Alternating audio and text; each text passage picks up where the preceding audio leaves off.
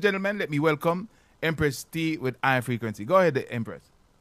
Yes, this morning we're going to do indoor gardening only because we have a special guest that Rula is going to be interviewing right after, and I don't want to go over the time.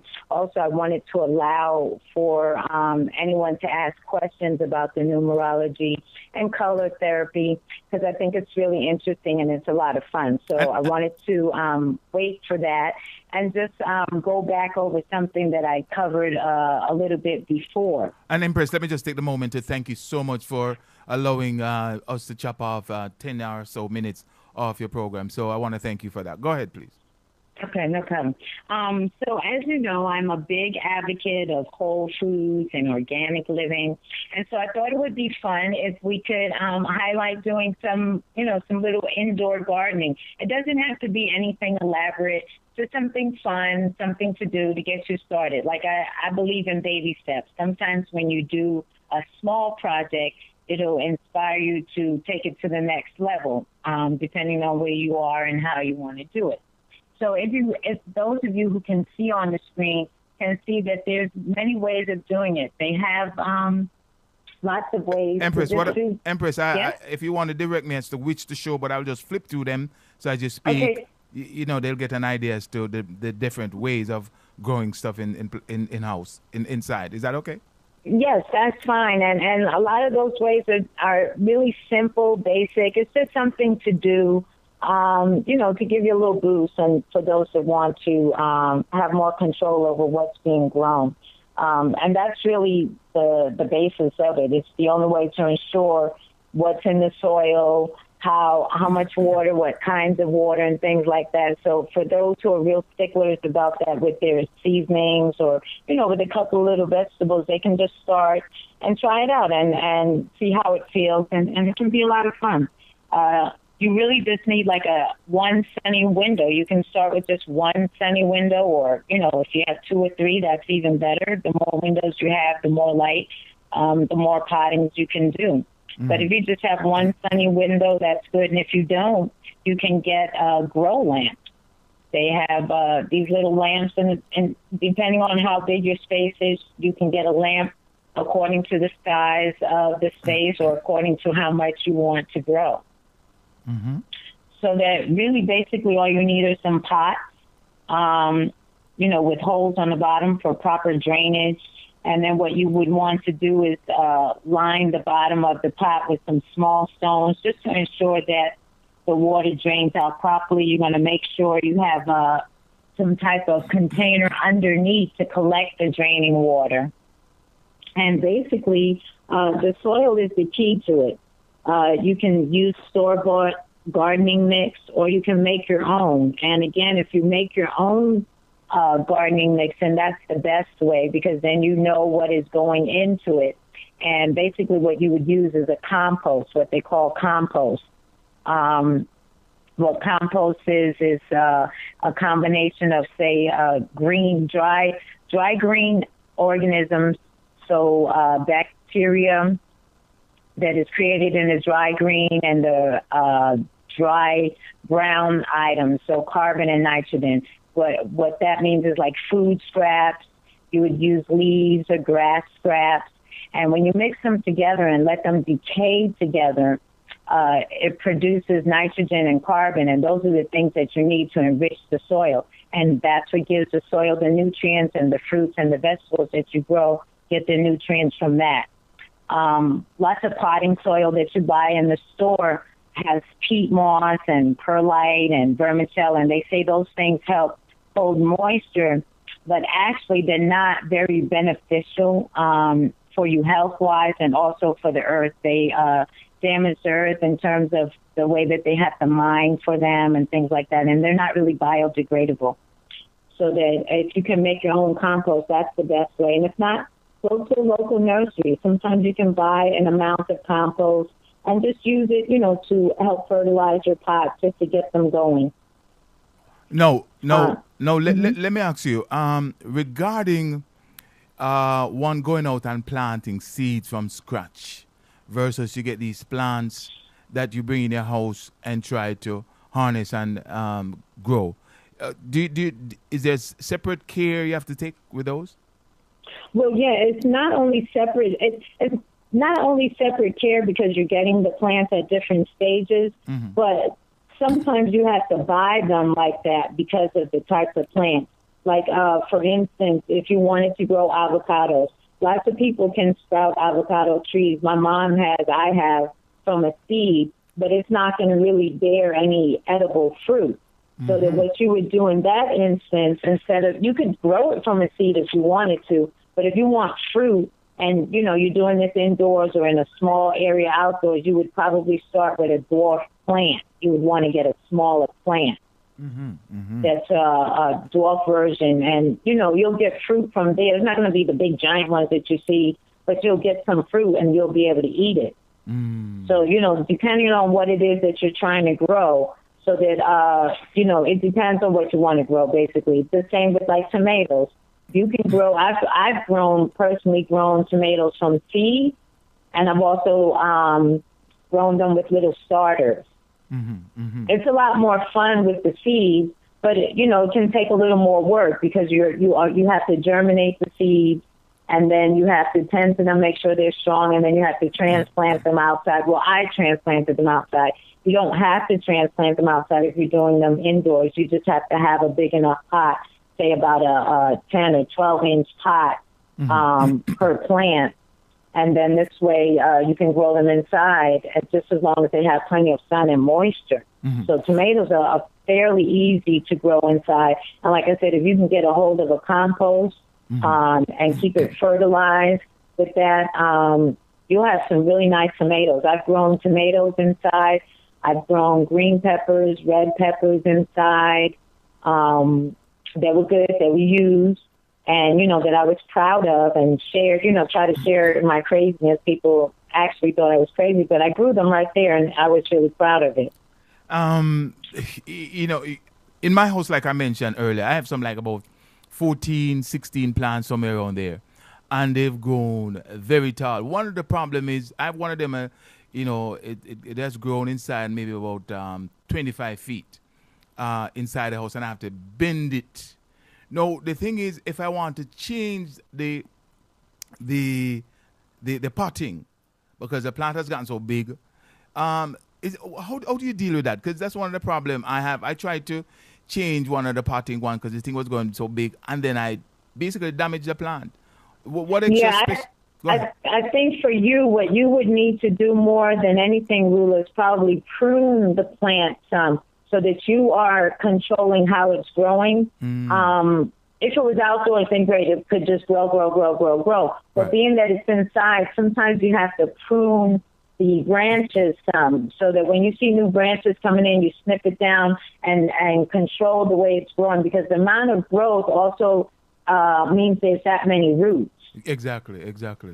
So, and sometimes these roots are really fragile, and like you said, you can damage the plant, because if you don't do it properly, you can end up killing the whole plant. The best way to do it is, when I transplant my plants, is with the soil not too moist and not too dry, so that it almost forms like a womb around the roots. And, you know, like gently, but you have to, I mean, plants that you're talking about sound like you need 2 or 3 people and, you know, a real setup to do it, because it's almost like moving an elderly person into a bed. You know what I'm saying?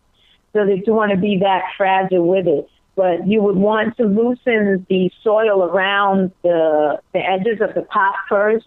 Make sure it's as loose as possible. And you might even have to do it in stages, like so that one day you're loosening it up. You know, one day you're making it moist, the next day you're making it loose, and then the next day you're able to move it out and get it into a new pot. But you got to remember now, you're going to have an even bigger pot unless you're able to transplant them outside. Now, if you can't get a bigger pot, get a newer pot or a deeper pot. And then perhaps, like I said, try to start pruning it down so that it grows out and not up. Oh, okay. Does that make sense?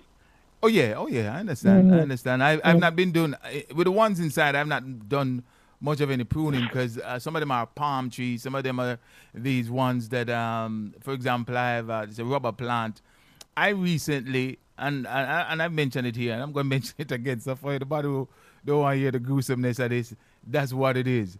I have a rubber plant and other plants here that I urinate. Dr. Evelyn Richardson gave me the formula. I urinate in a container and diluted it and water these plants. And it's a rubber plant. For 3 years was sitting somewhere around 3 feet. Now it's at about 7 feet, and spread out wide and big up in the house. So well, the rubber plant, you can make cuttings from them. A lot of the plants you can make cuttings, and they make great gifts. You know, a lot of people don't think of plants as gifts, but I love to give plants as gifts. I have some plants that I've had 20, 30 years that were given to me.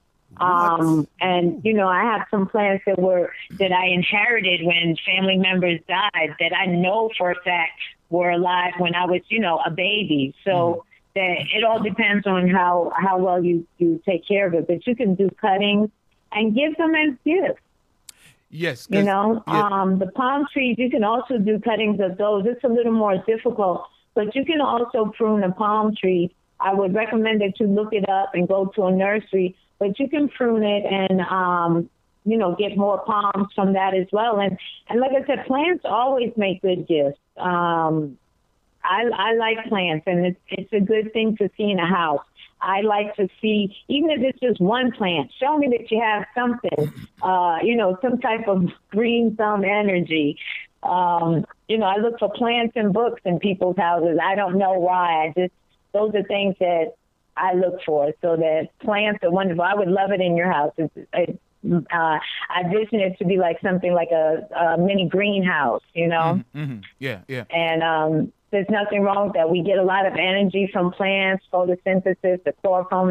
It helps us. It makes us feel better, too.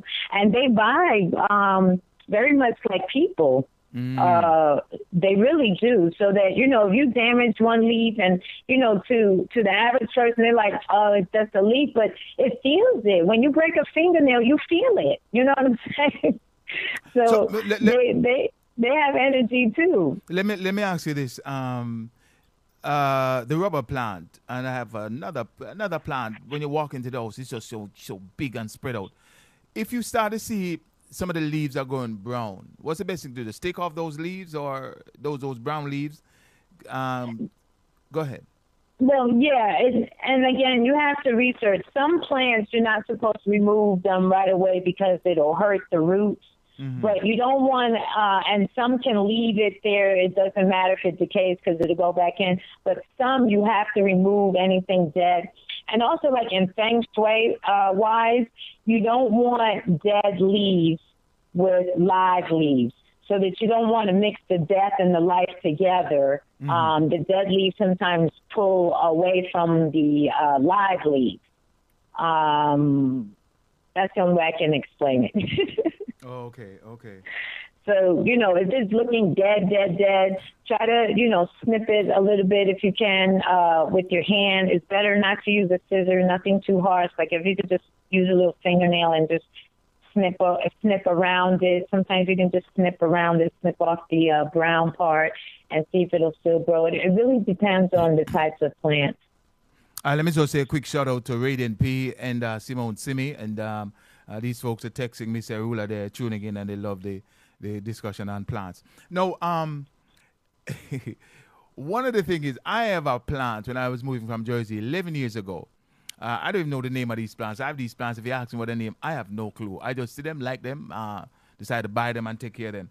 But this one plant I had up in Jersey for a number of years, about 15 years. It didn't grow too big, too tall, spread out, nothing. But then when I was moving here, I, you know, transported in the car and so forth and so on. And right now, it is one of the tallest plants in my house. I really do. I can't explain that. You know, I put urine on it, water, and it's right up against, right up. No, the urine thing work, man. I tell you. I believe it, but it's also the climate too. You know, different altitudes affect plants differently. They have a slightly different frequency than we do. Gotcha. So depending on, you know, whether you're up higher or down lower or over or under, you know, it also affects the plants. That's the only thing I can say. You know, that's what I know. But let me, come on, Rue, let me talk about some more things that people can grow indoors, because I want to hear some people try them out and tell me what they think. You can also grow carrots inside. Carrots are something tasty. You can have carrots for smoothies. You can make carrot juice. You can use carrots in stew, and that's something that you can just grow right in your home. You can start them from seeds. You don't even need a big space. You can use a box that's 1 foot by 1 foot, you know, and as long as you put them like an inch apart or so, and then, but it's got to be deep too, you know, at least 12 feet, 10, 12 feet deep, and just put them in and you can grow some carrots right there just like that. Carrots. Garlic, I'm sorry? No, just saying, yeah, some carrots will be good. Yep. Garlic greens and scallions, you can do the same way. Scallions are probably the easiest thing to grow. I use a lot of scallions and onions with my cooking, green peppers and red peppers. With scallions, you can just get a bunch of scallions just like that and tie them together and put them in an inch of water. And once you start seeing the roots growing, then you just transport it to a shallow pot. And they'll start growing. And, you know, you can just trim off the top what you need to cook with. If you want to use the whole bulb, let it get a little longer and, you know, just cook from that as well.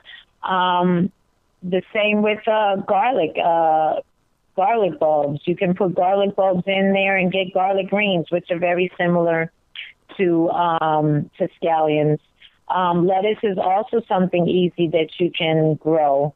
You just need a box, a grow box, and you can start it from seeds or a starter plant. And those are good to grow indoors. Ginger is also another easy thing that you can grow because it is a root. You can just buy a small piece in the store and just look for little nubs on it. As long as you can see 1 or 2 nubs on it, then you know that's the new growth right there. Stick it in a container and put a little bit of soil over it and, you know, some indirect light. Just keep it a little moist, and before you know it, it'll start to grow. And, you know, you can just cut off the new growth and eat it and leave the plant in there, or you can take it out, trim it, and put it back in and keep it growing as long as you want. It's fairly easy. Another easy grow is mint. I love mint tea. I love fresh mint tea. I love tea. I'm a tea person, and I have grown spearmint and peppermint right in front of my house. No, are you touching on growing plants outside now? Because when you say outside, you can grow them in these things that I'm talking about. You can grow them indoors or outdoors. I just mentioned the spearmint outside because I remember people would pass by and always comment about the mint smell.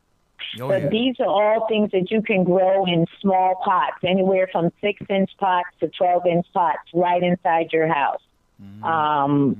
That's why I picked these things. Tomatoes, like I said, are very easy. Green peppers are another easy thing. They also have, you know, the upside down planters. There's so many ways that you can plant these things inside now. And so some of those pictures were just to give you an idea that you can be really creative with it and just, you know, have a lot of fun and just start. It's just a way of life.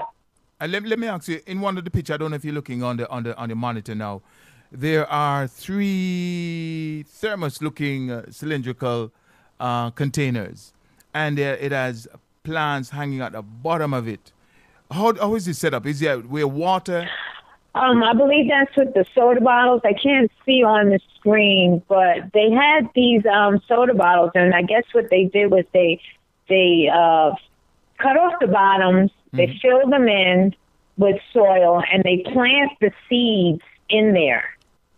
Then they suspend them upside down and water them from the top, but they grow out from the bottom. And you can just keep it watered like that. It's the same principle with the upside down tomato growers and pepper growers. Let me see. There it is, right there. Yeah, those are soda bottles. Oh, okay. Okay. Those are just plastic bottles. If you see, they're growing out from the bottom. And they're just suspended so that they're watered up top. And I will have the links to these pages if you want to see exactly how to do them. I have the links will be on my Facebook so that you can go through. And like I said, it's very easy, very fun. It's just something to get you going. When we were little, we had a garden outside. And we gardened in there, and we ate from the garden. The people next door, they grew peaches and greens, and everybody shared what they grew. You know, we had figs, fresh figs, fresh tomatoes, cucumbers. You know, and again, these are things, I don't know about the figs, but cucumbers, things like that. These are things that you can actually grow indoors. Zucchini. Let me again welcome all the listeners and viewers on the network. Like I said, there's something like 40-odd folks that are here. Many of them are in the Ustream chat room. Again, once a big up to my brethren, Mr. Carl Pontiac. We call him, I know him as Carl Chang, big football, and runs that website over on Facebook there. And again, folks, every Friday, right at 10:30, EmpressTee does a lot of research and brings some interesting topics, and I get a lot of feedback after the shows. Also, Keith Anthony on a Tuesday at 10:30, he brings on some interesting information. And this Tuesday, he's having a very special guest at 10:30, so hopefully you get a chance to check it out. EmpressTee, you are the lady with HigherFrequency. You spread a lot of spirituality and positivity.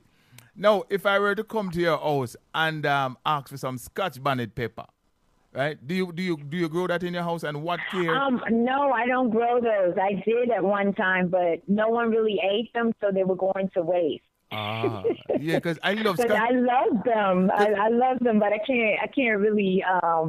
You know, they're really strong, but I love it with my saltfish. Yeah. Yeah, because the reason I ask you is that Scotch bonnet pepper. When I go to the supermarket behind me and I bought some Scotch bonnet pepper, I bought like 5 of them. It was like about $1 for the 5 of them. And I could take all 5 and chew them up, and it don't trouble me. But you go to Jamaica and you take a Scotch bonnet pepper, you just have to smell it. You don't even have to cut it. So my question is, what are the differences? Or you get these potent thing with these peppers? Talk to me now.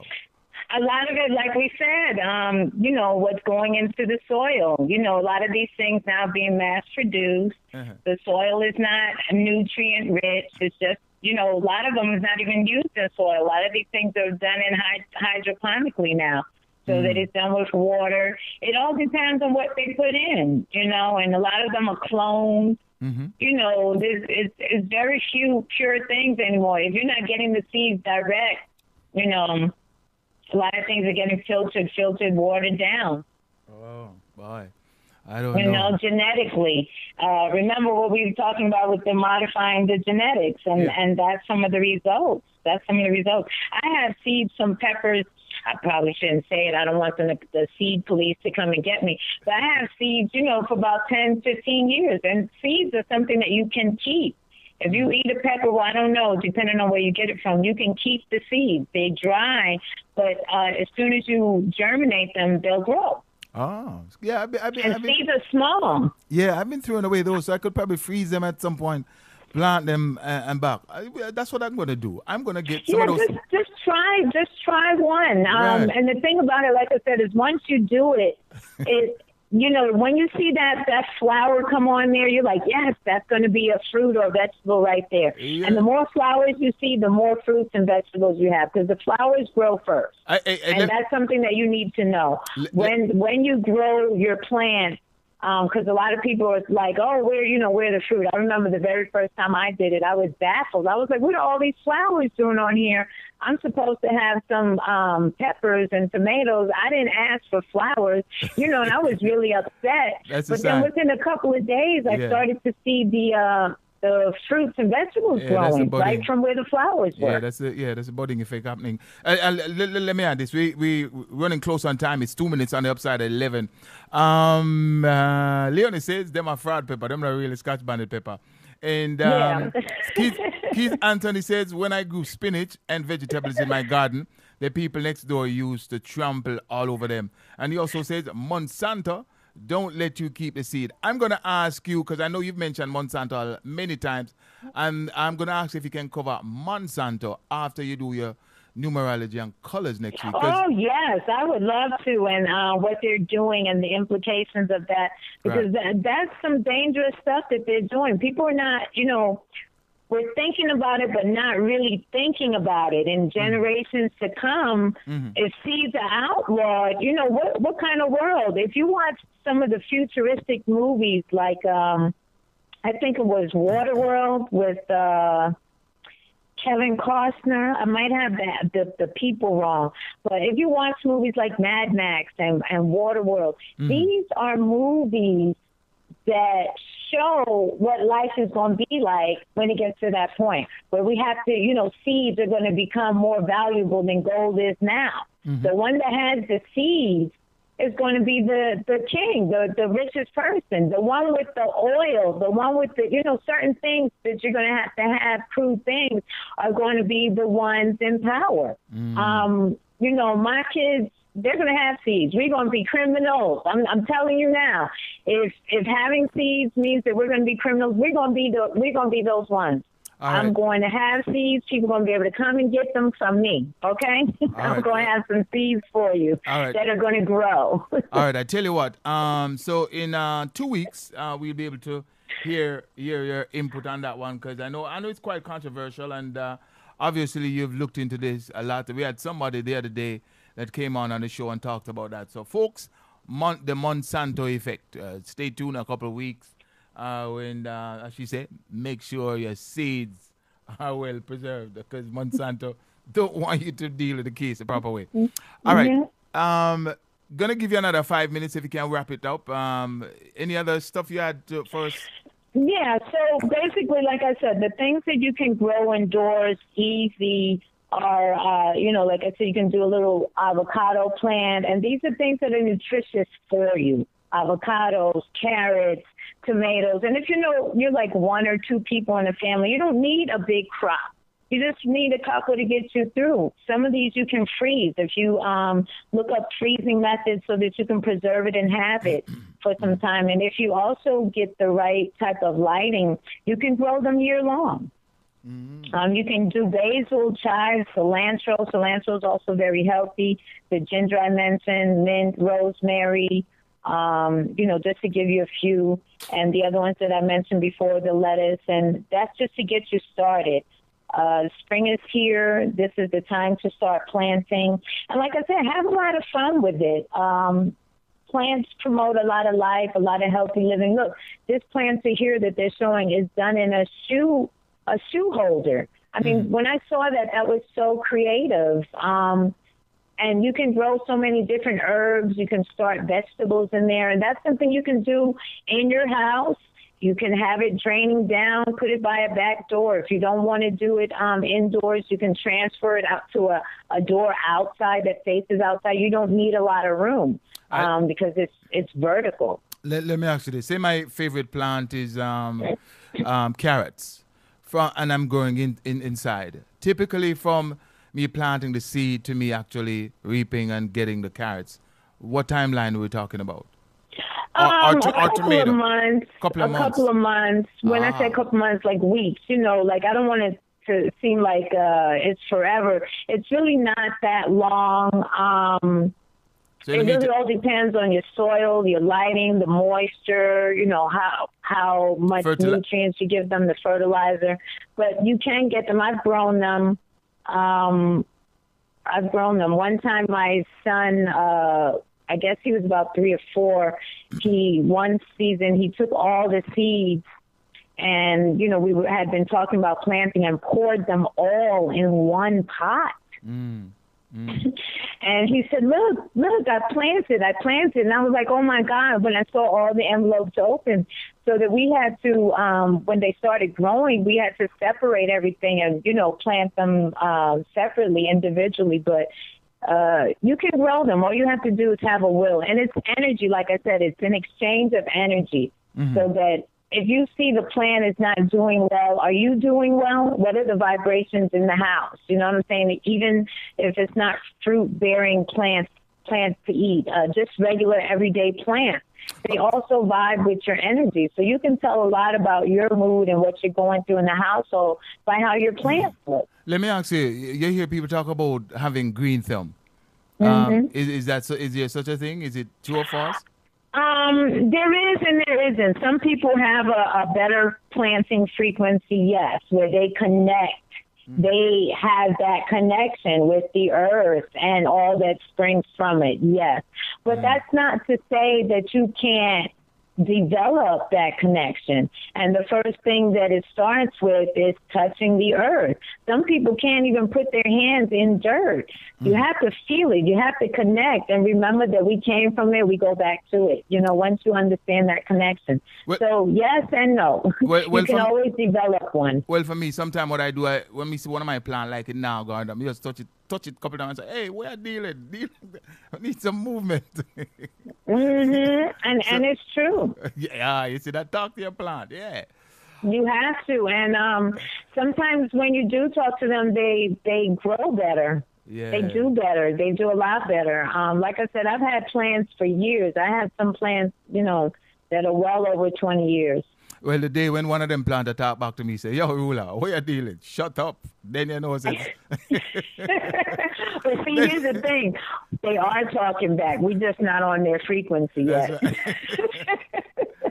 All right, I tell you what, it's 5 after. We're gonna wind it down. If we have 2 minutes. If somebody like to call in and make one quick call, ask a quick question, make a comment, suggestion, anything. It's 770-744-2154. We're trying to make way for Sheila Hilton. I spoke with her. She says she's ready to go. So if someone would like to call in and pose a quick question or make a question or make a comment to EmpressTee. And remember, next week she's going to cover numerology and also colors and its impact and what it means for your day-to-day health and wealth. The number is 770-744-2154. In the meantime, please summarize this for us and take it down to 10 minutes after. Wow, we're running the time. Go ahead, Empress. Yeah, that was just basically it. You know, I just wanted people to realize that it's not so far-fetched to grow vegetables in their house because, you know, I always promote eating whole foods as much as possible, but, you know, I didn't want for people to feel like it's so impossible to obtain that. We can do it. It's really not that big of a deal unless you make it one. All right. We have a call. We have a quick call coming in, and we're going to pick up on it. Call us. Good morning. Identify yourself and where you're calling from. Good morning. Good morning. This is SWA. Hi, honey. Hi. SWA the JA. I'm trying to make this quick as I have the kids in the background. I wanted to ask, as far as growing things inside the house, I'm always concerned with the fruit flies and stuff. What can you do to eliminate that? Like if you have tomatoes, and that's why I'm afraid to grow vegetables and fruit inside. Well, you can actually set up little traps for them. Now, how effective they'll be, I don't know. What they are is like little vinegar traps. They, for whatever reason, they attract to vinegar, and you can also use vinegar in a very diluted form and spray your plant with that, and that is sort of like a natural, what is the word for bugs, you know, a natural bug. Yes, there you go. Okay. But the vinegar traps lures them in, and then they die. They are attracted to that vinegary, that lemon citrusy smell for some reason, and that's why they go to the fruits and vegetables. But if you can set up little bowls, like little cups of vinegar around them, it's supposed to attract the flies to them. Okay. Well, SW, thank you so much for that. And hey, yes, that's one of my kindred sisters there. We have so much that is in common, and so much alike. There's so much love there. So I'm so glad that you called in and let me hear your voice. Yeah, see, look, Chief Anthony put it on there, the apple cider vinegar, cover it with holes, and what they do is, they fly to the vinegar for some reason. They like that smell. And that's a way of doing it. And also if you can space them apart, because the closer you have the plants. All right. You can do it outside as well? Yeah, those things work outside as well. I didn't really have an issue with fruit flies when I did mine. So again, some things are common to different regions. So maybe because it's a little warmer for you guys. And then you can also look it up and ask in your local nursery. You know, make a day of it. Go to a local farmer's market and ask them, you know, what are some ways to naturally prevent bugs. But I know that the vinegar works well with fruit flies. All right, I tell you what, we're going to have to wrap it right here because we close on time. It's 11:10. Want to thank SWA for calling you their questions to the one and only EmpressTee. All right, Empress, SWA, thank you so much. All right, thank you. Looking forward to have you on next week. Empress. Yes. Okay. I see they mentioned compost. Compost is just using our kitchen scraps and our leaf and gardening scraps. You know, we cut our grass every week. We're mandated to cut our grass, and we leave the bags of compost. And I'll tell you this, the city uses that stuff. We pay them to take it for them to use it for free. We have to buy it. But if you keep it, I had a neighbor that had a wall of this stuff in his backyard. It was crazy how many bags of it he had, but it's very nutrient-rich fertilizer for anybody that wants to plant or do any type of indoor gardens or even outdoor gardens. All right, so with that, we're going to leave it right there. Again, Empress, thank you so much. We're looking forward for the big presentation next week. Sorry for rushing you. Thank you for giving us. Okay, that's okay. All right, thank you everybody. Love. All right, blessed love. Yes, folks, that's the one and only EmpressTee.